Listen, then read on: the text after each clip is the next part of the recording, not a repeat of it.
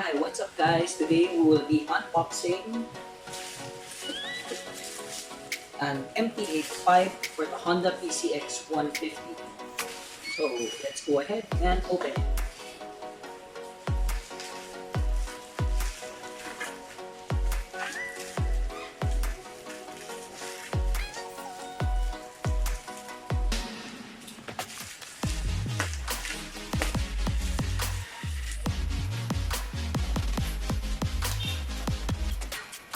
By the way, I got this from Shopee from Mikoy Motospecs.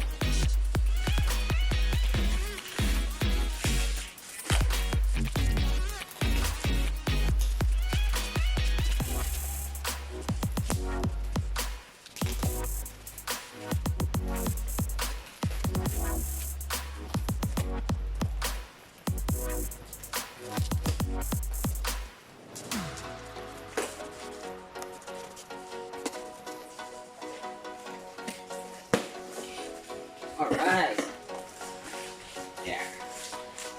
Let's see. So here we have the elbow, and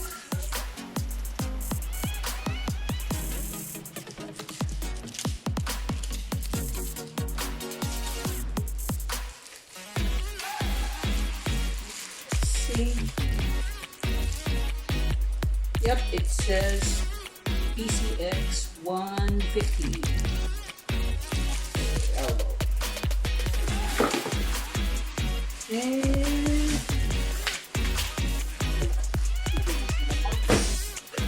now we have our pipe.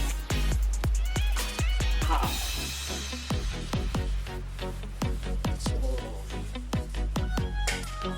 definitely looks good. See, it says MT8 racing pipe made in Thailand.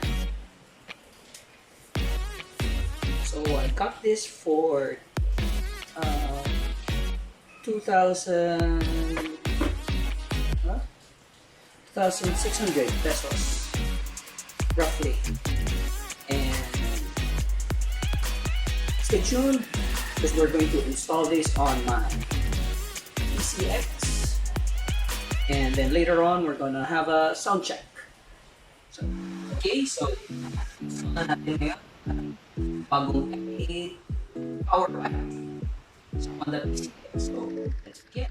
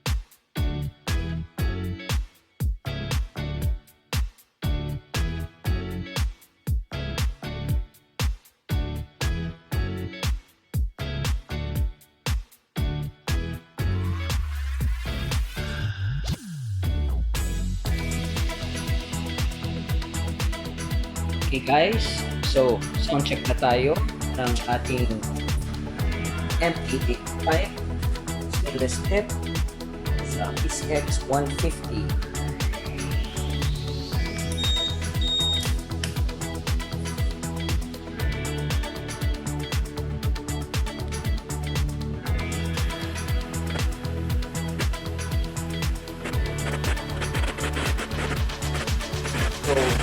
issue lang, mukhang medyo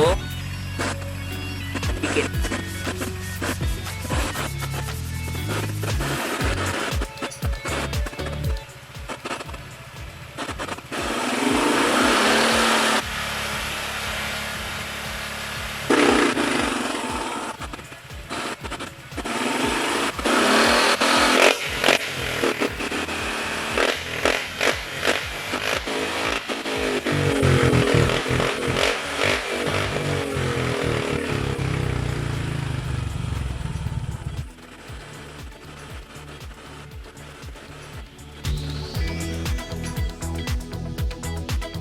Parang issue ko lang sa kanya is medyo dikit siya sa radiator. There. Lapit siya. So, tinanggal ko muna yung plastic na original cover, and I think if you're planning to put an aftermarket pipe, I suggest na you install the aluminum cover. So, I'll be ordering that one. Kasi yung plastic, yung original, it's a little bit close to the pipe. So, may tendency na mag-melt. So, yun lang naman. The sound is pretty okay. Wala naman akong nakitang singaw or narinig na singaw sa kanya.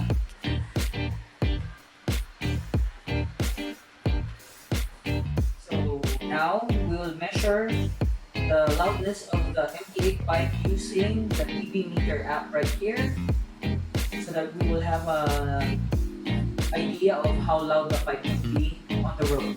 Let's go!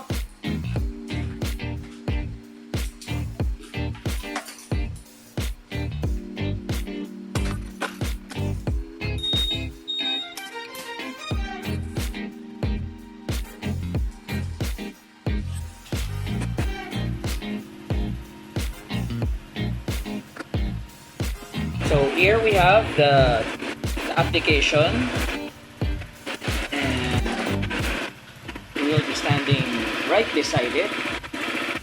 So as you can see, this is not 1 meter, and we are in a closed space. So rev. Again. One more time.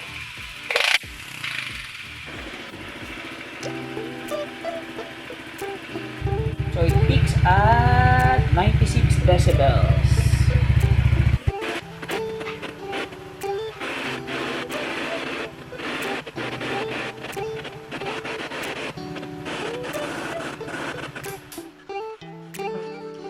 So as you can see, based on the dB meter app, the MT8 pipe peaked at 96 decibels. And to think that I am inside a closed space and I'm actually about a meter or less than a meter from the motorcycle. So definitely, it is within the specified guidelines of the LTO. So ayan guys, na-review na natin na yung aking bagong MT8 pipe.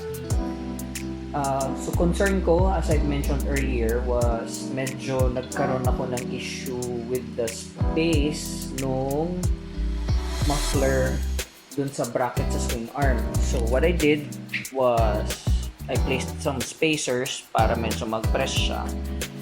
And ang isa pang naging concern ko is masyadong malapit yung elbow dun sa ilalim ng radiator, to the point na yung original na cover, this one, ito. So medyo masyado siyang malapit, matutunaw. So I removed it for the purpose of preventing na matunaw yung original part. And siguro I would suggest that you just buy the aftermarket cover, yung mga aluminum ones, para at least yun makakalaban siya sa init. So yun lang naman. With the sound naman, okay, it's quiet, especially if you're not revving it. But if you rev it naman, the sound is decent, so malutong siya. Okay naman, maganda yung naging tunog para sa akin. And hopefully enough, it's not going to be an issue with checkpoints. So I'll give you an update on that siguro in the future once I go for a test ride with my new pipe. So that's it for today's vlog. Thank you for watching and have a good day, everyone.